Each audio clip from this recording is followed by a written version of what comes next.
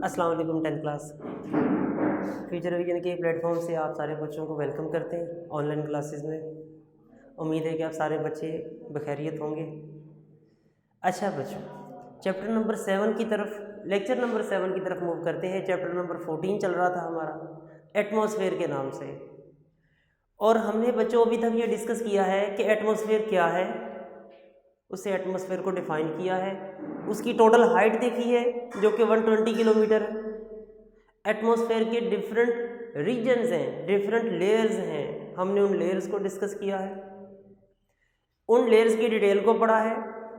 और आज हम जो टॉपिक की तरफ मूव करने जा रहे हैं, आज हम जो टॉपिक पढ़ने जा रहे हैं दैट इज़ पोल्यूटेंट। पोल्यूटेंट के लफ्ज़ से आप सारे बच्चे वाकिफ़ हैं। पोल्यूटेंट को बच्चों आलूदकार भी बोलते हैं। उर्दू में अगर हम पोल्यूटेंट की बात करें तो पोल्यूटेंट जो है इसे हम आलूदकार, अजीब सा वर्ड है ना, बरल बोलते हैं आलूदकार। क्या होता है? आप लोगों ने अपनी डेली लाइफ में ये वर्ड कई मरतबा सुना भी होगा, बोला भी होगा। बच्चों, हर वो चीज़ जो इंसानी सेहत के लिए नुकसानदेह, जो माहौल के अंदर बिगाड़ पैदा करती है, चेंजेस लेकर आ रही है, और वो चेंजेस हैं ह्यूमन हेल्थ के लिए स्पेशली नुकसानदेह हैं, उन चीज़ों को, उन केमिकल्स को पोल्यूटेंट कहते हैं। एक वर्ड है पोल्यूशन, आलूदगी। Pollution mean the negative changes in our environment. हमारे माहौल में आने वाली जो नेगेटिव चेंजेस हैं उन्हें हम पोल्यूशन बोलते हैं। हमारी इन्वायरमेंट में वाटर भी हो सकता है, वो चेंजेस वाटर में भी आ सकती हैं। इन्वायरमेंट का पार्ट एयर भी है, एटमॉस्फेयर भी है, हवा के अंदर भी पोल्यूशन हो सकती है, लैंड है वो भी पोल्यूशन हो सकती है। तो बच्चों, हमारी जो एटमॉस्फेयर है उसमें भी पोल्यूशन है, वाटर में भी पोल्यूशन है, लैंड में भी पोल्यूशन है। उन पोल्यूशंस के जो कॉजेज़ हैं, वो चीज़ें जो पोल्यूशन का बायस बनती हैं, उन्हें हम पोल्यूटेंट कहते हैं। Pollutant are the chemicals that pollute a environment, जो किसी भी एनवायरनमेंट को पोल्यूट कर देते हैं। Pollutant are those chemicals that are hazardous for human being. Pollutant ऐसी चीज़ों को भी कहते हैं जो इंसानी सेहत के लिए नुकसानदेह। Pollutants are the those chemicals that make the negative changes in environment that degrade the environment and harmful for the living things specially human. ये बच्चों, मैंने चंद बातें बोली हैं पोल्यूटेंट के हवाले से कि पोल्यूटेंट क्या है। पोल्यूटेंट वो हर चीज़ होती है जो आपके माहौल के अंदर बिगाड़ पैदा करे, माहौल के अंदर चेंजेस, नेगेटिव चेंजेस लेकर आए, लिविंग थिंग्स के लिए नुकसानदेह हो, उनके लिए हार्मफुल हो, स्पेशली ह्यूमन के लिए हार्मफुल हो, हम उस चीज़ को बोल देंगे ये पोल्यूटेंट है। मैं यहाँ पर डेफिनेशन कोट करता हूँ पोल्यूटेंट की। Pollutant is a material, pollutant ऐसे मटीरियल को कहते हैं दैट इज़ हज़ार्डस, जो नुकसानदेह है, दैट इज़ हार्मफुल, नुकसानदेह है, फॉर लिविंग थिंग्स, जिंदा चीज़ों के लिए, that is harmful for living things specially for human, ख़ास तौर पे ह्यूमन्स के लिए, स्पेशली फॉर ह्यूमन बींग्स, इसे हम पोल्यूटेंट कहते हैं। दूसरी एग्जाम्पल, दूसरी डेफिनेशन ये भी हो सकती है pollutant is the substance that make the negative changes in our environment that is degrading our environment. मैं यहाँ पर एक और डेफिनेशन लिखता हूँ, ये डेफिनेशन भी ठीक है। अ मटीरियल या अ सब्सटेंस, ऐसी शय that is harmful, that produce harmful effects.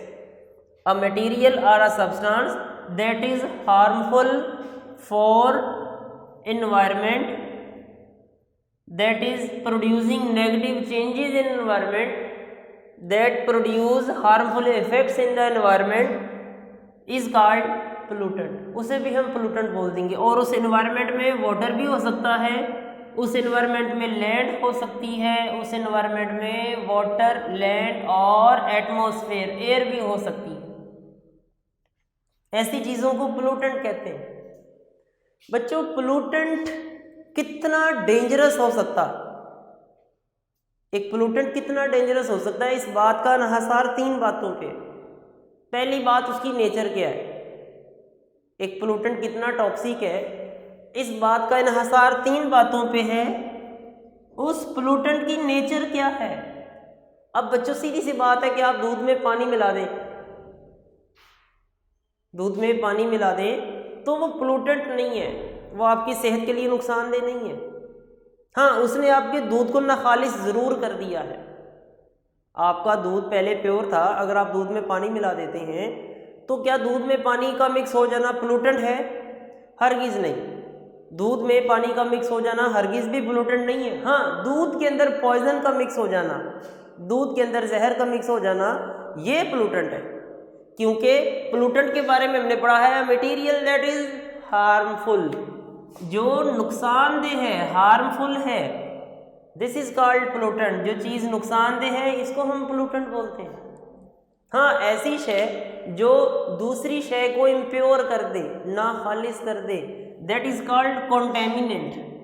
उसे हम पोल्यूटेंट नहीं कहते, उसे हम कॉन्टेमिनेंट्स कहते हैं। Contaminant is a material that impure the other material. ऐसी शय जो किसी दूसरी चीज़ को, दूसरी शय को, दूसरी सब्सटेंस को इम्प्योर कर दे, ना खालिस कर दे, दैट इज कॉल्ड कॉन्टेमिनेंट। जैसा कि water in milk, water in milk, दूध में पानी मिक्स कर देंगे तो जो पानी है, पानी जो होगा दूध के अंदर वो कॉन्टेमिनेंट है, वो पोल्यूटेंट नहीं है। पोल्यूटेंट क्या है फिर? Poison in milk. अगर हम इसकी एग्जांपल बात करें, पोल्यूटेंट क्या होता है, तो पोल्यूटेंट जो होता है बच्चों, जैसे मिसाल के तौर पे ओजोन, O3, ये हमारे लिए नुकसानदेह। कार्बन मोनोऑक्साइड, CO2 जो है, जिसे हम बोलते हैं कार्बन मोनोऑक्साइड, कार्बन मोनोऑक्साइड, ये पोल्यूटेंट है। O3, this is a pollutant, ये इंसानी सेहत के लिए नुकसानदेह है, ये पोल्यूटेंट है। क्लोरोफ्लोरोकार्बन, CFCs, CFC मतलब क्लोरोफ्लोरोकार्बन, क्लोरोफ्लोरोकार्बन, ये भी कुछ गैसेस हैं, ये बच्चों पोल्यूटेंट हैं। वाटर इन मिल्क, ये पोल्यूटेंट नहीं है, ये कॉन्टेमिनेंट है। हम बात कर रहे थे कि पोल्यूटेंट जो है उसकी जो एबिलिटी है टू पोल्यूट द एनवायरनमेंट, इस बात का अंदाज़ा 3 बातों से लगाया जा सकता है। एक पोल्यूटेंट कितना ख़तरनाक हो सकता है, इस बात का अंदाज़ा 3 चीज़ों से लगाया जा सकता है। पहला, उसकी नेचर क्या है। कुछ चीज़ें ऐसी हैं जो अपनी नेचर में ज़्यादा पॉइजनस होती हैं, और कुछ गैसेस, कुछ मटेरियल ऐसे हैं जो इतने ज़्यादा टॉक्सिक नहीं हैं। जैसा कि एयर के अंदर 2 गैसेस हैं, एयर के अंदर 2 गैसेस हैं। एक गैस है उसका नाम है कार्बन डाइऑक्साइड, दूसरी गैस जो है that is carbon monoxide. 2 gases है, कार्बन डाइऑक्साइड, कार्बन मोनोऑक्साइड। इसमें से जो कार्बन डाइऑक्साइड है इट इज लेस टॉक्सिक, ये कम नुकसानदेह है। Carbon monoxide is more hazardous, more dangerous, ये ज़्यादा नुकसानदेह है। तो पोल्यूटेंट जो होता है डिपेंड करता है कि उसकी नेचर क्या है। पोल्यूटेंट की सर्वाइवल सस्टेनेबिलिटी कितनी है। कुछ पोल्यूटेंट ऐसे होते हैं, कुछ पोल्यूटेंट ऐसे होते हैं जो चंद ही लम्हों में अपनी नेचर को बदल देते हैं, ज़्यादा अरसा स्टे नहीं करते एनवायरनमेंट में। सस्टेनेबिलिटी मतलब उनकी बका। तो ऐसा पोल्यूटेंट जो ज़्यादा देर तक एनवायरनमेंट में स्टे नहीं करेगा वो लेस हार्मफुल होगा। अगर तो कोई पोल्यूटेंट हवा में ज़्यादा देर तक स्टे करता है तो वो ज़्यादा डेंजरस भी होगा। एक पोल्यूटेंट कितना जहरीला हो सकता है, इस बात का इन्हिसार 3 बातों पे है, नेचर पे, सस्टेनेबिलिटी उसकी बका पे, और तीसरा जो फैक्टर है दैट इज इट्स कंपोजिशन। हमारी बुक में 3 फैक्टर्स लिखे हुए हैं, एक उसकी नेचर लिखी है, फितरत लिखी है, दूसरी उसकी सस्टेनेबिलिटी बका लिखी है कि वो स्टेबल भी है या नहीं, तीसरा उसका टाइम भी है कि वो कितना अरसा, कितना वक्त जो है वो हवा के अंदर सरवाइव कर सकता है। सस्टेनेबिलिटी मतलब अपनी शक्ल को मेंटेन करता है कि नहीं करता, और टाइम कितने अरसे तक वो रह सकता है। एक सवाल हमने भी डिस्कस किया है, what is pollutant, how it is different from contaminant. Pollutant और कंटेमिनेंट में क्या फ़र्क होता है। पोल्यूटेंट ऐसी चीज़ों को बोलते हैं जो किसी भी माहौल को डिग्रेड करती हैं, हार्मफुल होती हैं, जैसा कि ozone, carbon monoxide, chlorofluorocarbon. Contaminant ऐसी चीज़ों को बोलते हैं जो किसी मटेरियल को इम्प्योर कर देती हैं, किसी चीज़ को नाखालिस कर देती हैं, उन्हें कंटेमिनेंट बोलते हैं। बच्चों पोल्यूटेंट की दो टाइप्स होती हैं। पोल्यूटेंट की अगर हम टाइप्स की बात करें तो पोल्यूटेंट की दो टाइप्स होती हैं, primary pollutants, secondary pollutants. Pollutant की दो टाइप्स हैं, प्राइमरी पोल्यूटेंट्स, सेकेंडरी पोल्यूटेंट। अब बात यह है कि कुछ पोल्यूटेंट ऐसे होते हैं जो जब हम किसी चीज़ को जलाते हैं, कोयला जलाएं, पेट्रोल जलाएं, कार्बन डाइऑक्साइड जलाएं, तो उनसे डायरेक्ट बनते हैं। ऐसे पोल्यूटेंट्स जो किसी भी चीज़ की कंबस्शन से डायरेक्ट बनते हैं, जैसा कि कार्बन डाइऑक्साइड डायरेक्ट बनती है जब आप जलाते हैं किसी चीज़ को, carbon monoxide, sulphur dioxide, nitrogen के ऑक्साइड, NOx लिख रहा हूँ मैं छोटा सा नीचे, क्योंकि नाइट्रोजन के दो ऑक्साइड्स हैं, NO2 भी हो सकता है और NO भी हो सकता है। मैंने इसलिए नीचे ना X लिख दिया है, X मतलब जर्नल वर्ड है, NO2 में भी NO। ये जो मैंने चार पोल्यूटेंट्स लिखे हैं, carbon dioxide, carbon monoxide, sulphur dioxide और नाइट्रोजन के oxide, these are formed by direct combustion. ये किसी भी चीज़ की डायरेक्ट कंबस्शन से वजूद में आते हैं, इन्हें प्राइमरी पोल्यूटेंट्स कहा जाता है, इन्हें प्राइमरी पोल्यूटेंट्स बोलते हैं, प्राइमरी पोल्यूटेंट्स।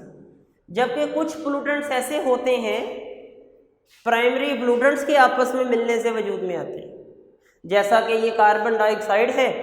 ये जो कार्बन डाइऑक्साइड है हवा में जब वाटर के वेपर से मिलती है तो इनसे बन जाता है कार्बोनिक एसिड, कार्बोनिक एसिड, शाबाश। और सल्फर के ऑक्साइड जो हैं जब ये एटमॉस्फेयर में जाते हैं ये बना देते हैं sulphuric acid, sulphuric acid. Nitrogen के जो ऑक्साइड्स हैं ये बनाते हैं नाइट्रिक एसिड। एक और बड़ा मशहूर केमिकल लिखा हुआ है पान, परऑक्सी एसिटाइल नाइट्रेट, PAN, PAN, पान, पान स्टैंड फॉर P फॉर पर, A for P for परऑक्सी, A for acetyl, N for nitrate. ये जो पान का मॉलिक्यूल है इसे हम परऑक्सी एसिटाइल नाइट्रेट भी कहते हैं। ये वो पोल्यूटेंट है जो दो प्राइमरी पोल्यूटेंट्स के मिलने से वजूद में आता है। ऐसे पोल्यूटेंट्स जो दो प्राइमरी पोल्यूटेंट्स के मिलने से वजूद में आएंगे इन्हें बोल देंगे secondary pollutants, secondary pollutants. Primary pollutants और सेकेंडरी पोल्यूटेंट्स में ये डिफरेंस होता है। ये हमारा दूसरा क्वेश्चन बन गया। मैं रिपीट करता हूँ, what is the difference between primary pollutants and secondary pollutants. आप बच्चों दरमियान में मार्जिन लगाएंगे यूं और लेफ्ट राइट करके लिखेंगे। प्राइमरी पोल्यूटेंट्स वो होते हैं जो डायरेक्ट कंबस्शन से वजूद में आते हैं। ऐसे पोल्यूटेंट्स जो direct combustion of fossil fuels, कोयला, पेट्रोल, गैस, इनके डायरेक्ट जलने से जो पोल्यूटेंट्स बनते हैं उन्हें हम प्राइमरी पोल्यूटेंट्स कहते हैं, जैसा कि ये नाम। ऐसे पोल्यूटेंट्स जो प्राइमरी पोल्यूटेंट्स के आपस में मिलने से वजूद में आते हैं, 2-3 मुख्तलिफ किस्म के प्राइमरी पोल्यूटेंट्स के आपस में मिलने से वजूद में आते हैं, इनको हम बोल देंगे सेकेंडरी पोल्यूटेंट्स। जैसा कि ये मैंने नाम लिखे हैं, carbonic acid, sulphuric acid, nitric acid, परऑक्सी acetyl nitrate. Clear? अच्छा बच्चों, एक छोटा सा टॉपिक हमारा और है, गैसेस की कंसंट्रेशन लिखी हुई है। इससे नेक्स्ट में एक छोटा सा टॉपिक कंसंट्रेशन ऑफ गैसेस। उसमें एक छोटा सा एमसीक्यूज है। वो एमसीक्यूज क्या है, एटमॉस्फेयर के अंदर नाइट्रोजन और ऑक्सीजन दोनों मिलके 99% बनाती हैं। हवा में नाइट्रोजन की मिकदार 78%, ऑक्सीजन की मिकदार 21% होती है। दोनों गैसेस मिलती हैं, दोनों गैसेस के मिलने से 99% जो है 99% जो है वो एटमॉस्फेयर बनती है। ये दो गैसेस हमारी एटमॉस्फेयर का मेजर पार्ट है। नो डाउट ये 99% है, लेकिन इसके अलावा भी बहुत सी अहम गैसेस हैं जो हमारी एटमॉस्फेयर में मौजूद है। उन अहम गैसेस में से जो सबसे अहम गैस है, these are two gases, carbon dioxide and carbon monoxide.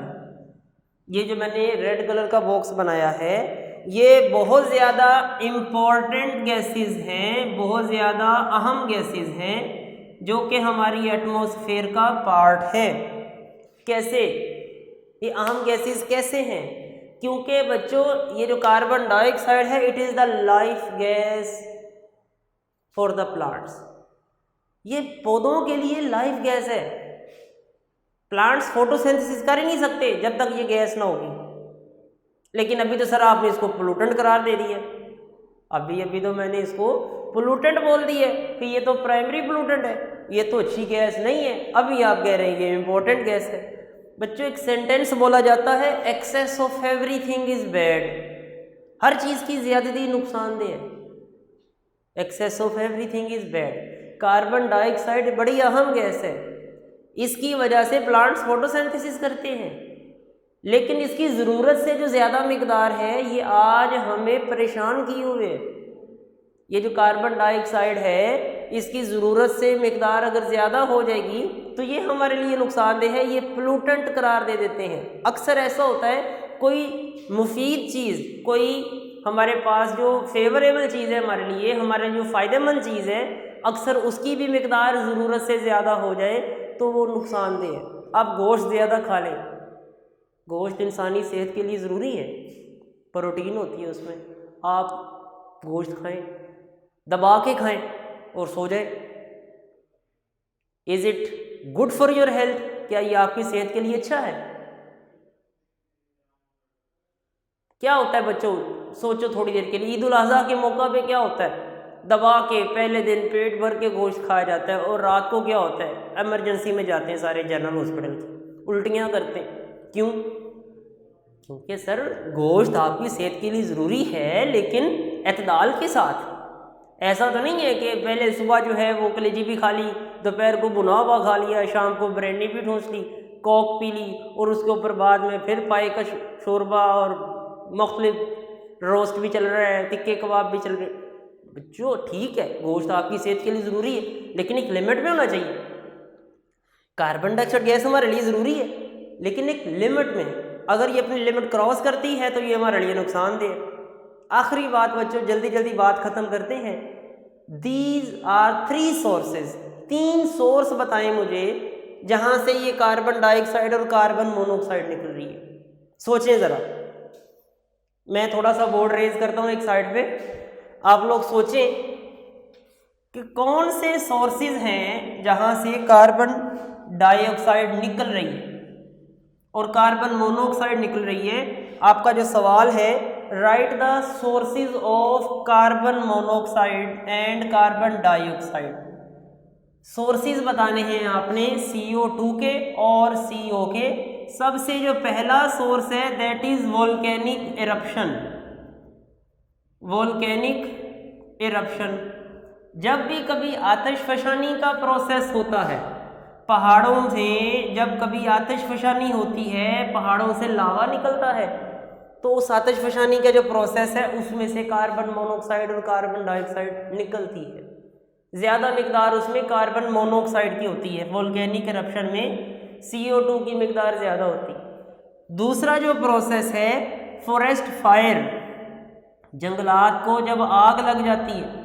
अभी आप लोगों ने बच्चों सुना होगा, 1.5 साल पहले ऑस्ट्रेलिया के जंगलात में आग लग गई थी, और वो आपने एक स्टोरी भी सुनी होगी कि उन्होंने जो है वो तकरीबन 40 से 45 हज़ार ऊँटों को हेलीकॉप्टर्स के ऊपर फायर मार मार के मार दिया था, क्योंकि उनका कहना था कि ये ऊँट जो है ना ये किसी काम के नहीं है और ये जो है वो ग्रीनरी खाते हैं, दरख्तों को खाते हैं।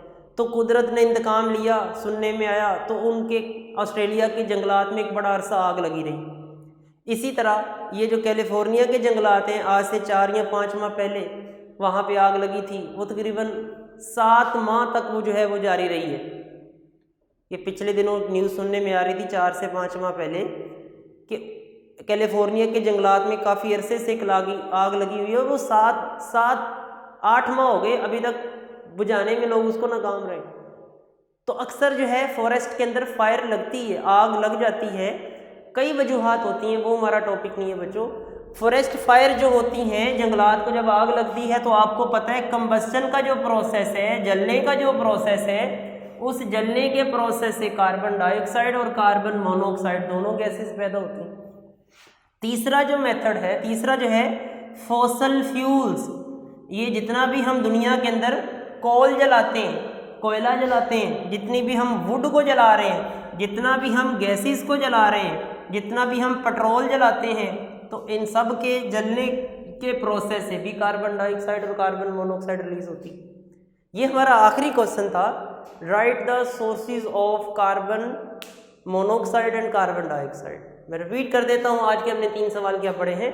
सबसे पहला सवाल हमने जो डिस्कस किया है, what is the difference between pollutant and contaminant. ये आपका एक ही क्वेश्चन बन जाएगा, डिफरेंस बिटवीन पोल्यूटेंट एंड कॉन्टेमिनेंट।